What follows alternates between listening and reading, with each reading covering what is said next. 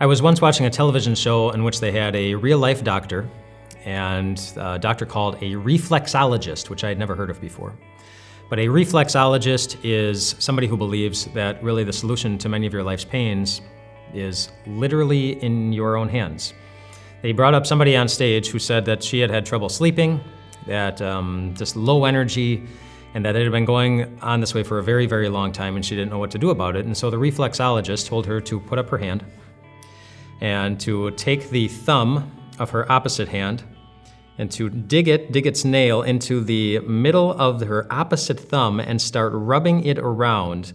And it said, you should feel like there's like a little metal ball, it feels like, right in the middle of there. And it said, just do that for a while. And do that for a little bit every day. And eventually you'll be able to sleep well again. She didn't fall asleep on the spot, so I don't know if it was accurate or not. But she went on to say that the solution to a lot of our pains are literally in our hands. She went on to say that if you're having right shoulder pain, then you should take your thumb and dig it right here underneath your pinky in the opposite hand and just rub that around for a while. If you're having left shoulder pain, just go to your, just go to the other finger and start doing the same thing. If you're having stomach issues or digestive issues, they said, just aim for the middle of your palm and just rub around real gently. Just like that. If you're having spinal pain, said turn the hand around and picture your spinal cord going up and down. And just aim for the spot where that would be the equivalent of where your pain is and start rubbing, and eventually your pain will go away. Just reminding us or encouraging us to think about maybe the solution to all of your pains is literally in your hands. Now that's a wonderful promise to be able to believe if that were really true. Or maybe it is, and maybe right now you're all just you're all rubbing your palms to see if your pain is going to go away. In fact, I'm guessing some of you might at least try this. Because often we go through life and it feels like the solutions to our pains are completely out of our hands. Like if you've ever knelt by the hospital bed of someone that you love and the doctors don't have any clear solutions for what's happening. That can be really hard and you feel like this is out of my hands. Or if you've ever messed up, you made a really big mistake that hurt someone.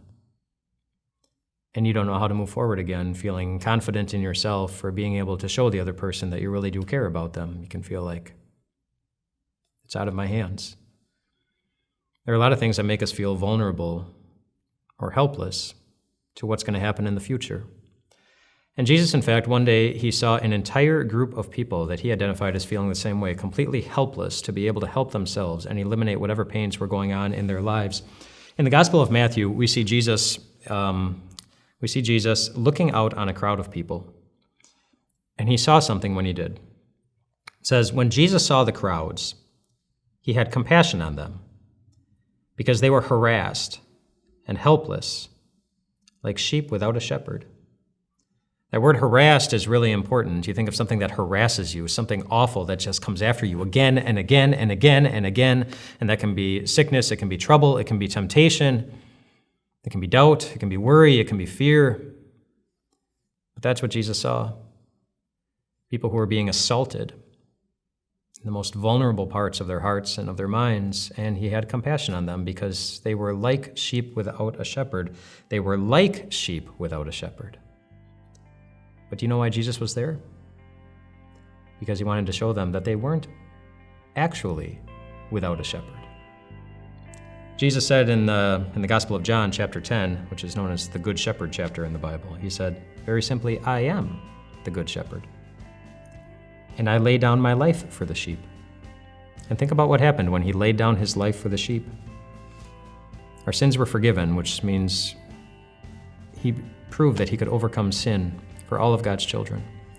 And Satan was overcome, which means he proved that he could overcome Satan for all of God's children. And death, when he came out of the grave, was shown to be weaker than his power and his ability to overcome death. And he guaranteed a day when all of your troubles will just be wiped away. All of that happened when he laid down his life for the sheep. And I want you to think about the pain, your deepest pains in your hearts and in your mind right now. It falls underneath one of those categories. Categories of sin, Satan and his temptations, death, or just any trouble in the entire world. And if the Good Shepherd has already overcome them by laying down his life for the sheep, then you're not actually helpless anymore. You have a friend with you. A shepherd who's really good to you. Hey everyone, Pastor Mike here from Time of Grace. Did you know that the video you just saw and everything we do at Time of Grace is completely donor funded? Which is our way of saying we don't have a tree that grows money in the back of our office. And we don't get government funds, and we're not connected to one specific church. And even though we get to do media ministry, we're not flush with cash. Instead, we rely on people just like you, whose open hearts and generosity let us spread the message of Jesus to more and more people through so many platforms. So thank you so much for your support. All of you who have given and made this possible, we are grateful for you, and we really need all of you to step up, be generous, so that we can spread the message of God's grace to the ends of the earth. Thanks again, and have a great day.